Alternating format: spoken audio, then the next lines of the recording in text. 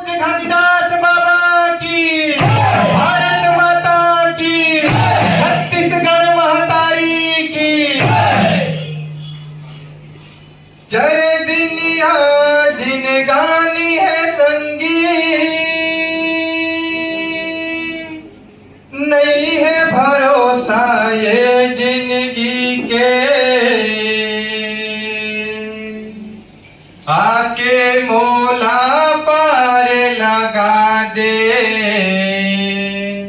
बाबा, कहीं हम और जिंदगी के नैया खेवैया गुरु।